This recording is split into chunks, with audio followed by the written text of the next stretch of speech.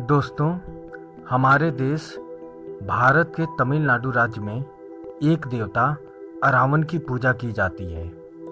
कई जगहों पे इन्हें इरावन के नाम से भी जाना जाता है। अरावन हिजड़ों के देवता हैं, इसलिए दक्षिण भारत में हिजड़ों को अरावनी कहा जाता है। हिजड़ों और अरावन देवता के संबंध में सबसे अचरज वाली बात यह है कि हिजड़े अपने आराध्य देव अरावन से साल में एक बार विवाह करते हैं। हालांकि यह विवाह मात्र एक दिन के लिए ही होता है। अगले दिन अरावन देवता की मौत के साथ ही उनका वैवाहिक जीवन भी खत्म हो जाता है। अब सवाल यह उठता है कि अरावन है कौन? हिजड़े उनसे शादी क्यों रचाते हैं और यह शादी मात्र एक दिन के लिए ही क्यों होती है? इन सभी प्रश्नों का उत्तर जानने के लिए हमें महाभारत काल में जाना पड़ेगा। अरावन अर्जुन और नाग कन्या उलूपी के पुत्र थे। महाभारत की कथा के अनुसार एक बार अर्जुन को द्रौपदी से शादी की एक शर्त के उल्लंघन के कारण इंद्रप्रस्थ से निष्कासित करके एक साल की तीर्थ यात्रा पर भेजा जाता है। वहां से निकलने के बाद अर्जुन उत्तर पूर्व भारत में जाते हैं, जहां पर उनकी मुलाकात एक विधवा नाग राजकुमारी उलूपी से होती है। दोनों को एक दूसरे से प्यार हो जाता है और दोनों विवाह कर लेते हैं। विवाह के कुछ समय पश्चात उलूपी एक पुत्र को जन्म देती है, जिसका नाम अरावन रखा जाता है। पुत्र जन्म के पश्चात अर्जुन उन दोनों को वहीं छोड़कर अपनी आगे की यात्रा पर निकल जाता है। अरावन नागलोक में अपनी मां के साथ ही रहता है। युवा होने पर वो नागलोक छोड़कर अपने पिता के पास आता है। तब कुरुक्षेत्र में महाभारत का युद्ध चल रहा होता है, इसलिए अर्जुन उसे युद्ध करने के लिए रणभूमि में भेज देता है।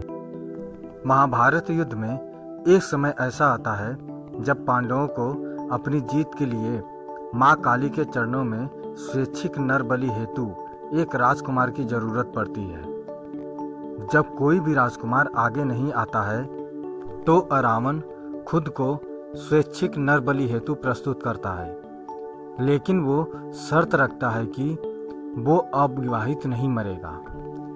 इस शर्त के कारण बड़ा संकट उत्पन्न हो जाता है, क्योंकि कोई भी राजा यह जानते हुए कि अगले ही दिन उसकी बेटी विधवा हो जाएगी, अरावन से अपनी बेटी की शादी के लिए तैयार नहीं होता है। जब कोई रास्ता नहीं बचता है तो भगवान श्री कृष्ण स्वयं को मोहिनी रूप में बदलकर अरावन से शादी करते हैं। अगले दिन अरावन स्वयं अपने हाथों से अपना शीश मां काली के चरणों में अर्पित करता है।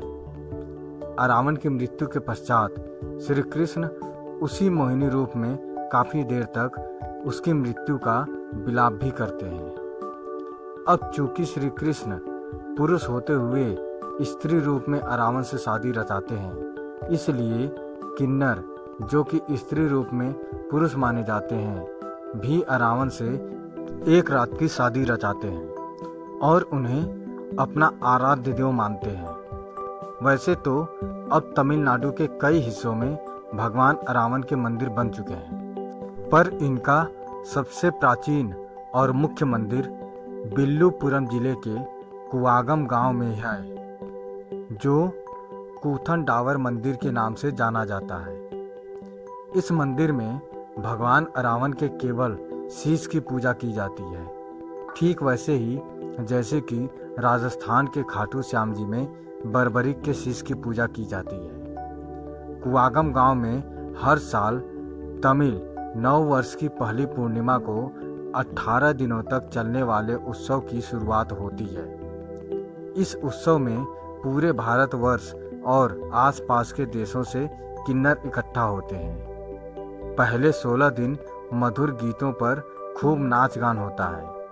किन्नर गोल घेरे बनाकर नाचते गाते हैं, बीच बीच में ताली बजाते हैं और हंसी खुशी शादी की तैयारी करते हैं। चारों तरफ घंटियों की आवाज़, उत्साही लोगों की आवाज़ें गूंज रही होती हैं। चारों तरफ के वातावरण को कपूर और चमेली के फूलों की खुशबू महकाती है।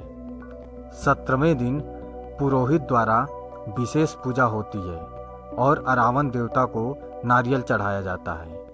उसके बाद अरावन देवता के सामने मंदिर के पुरोहित के द्वारा किन्नरों के गले में मंगलसूत्र पहनाया जाता है, जिसे थाली कहा जाता है। फिर अरावन मंदिर में अरावन की मूर्ति से शादी रचाते हैं। अंतिम दिन यानी 18वें दिन सारे कुआगम गांव में अरावन की प्रतिमा को घुमाया जाता है और फिर उसे तोड़ दिया जाता है। उसके बाद दुल्हन बने किन्नर अपना मंगलसूत्र तोड़ देते हैं और साथ ही चेहरे पर किए गए सारे श्रृंगार को भी मिटा देते हैं और सफ़ेद कपड़े पहन लेते हैं और ज़ोर ज़ोर से छाती पीटते हैं और खूब रोते हैं, जिसे देखकर वहाँ मौजूद लोगों की आंखें भी नम हो जाती हैं। और उसके बाद अरावन उत्सव खत्म हो जाता है और अगले साल की पहली पूर्णिमा पर फिर से मिलने का वादा करके लोगों का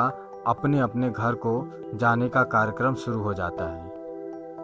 तो दोस्तों, किन्नर और अरावन देवता की यह कथा आपको कैसी लगी, हमें कमेंट करके ज़रूर बताएं। अगर अच्छी लगी तो शेयर करें, सब्सक्राइब करें और लाइक करें। धन्यवाद।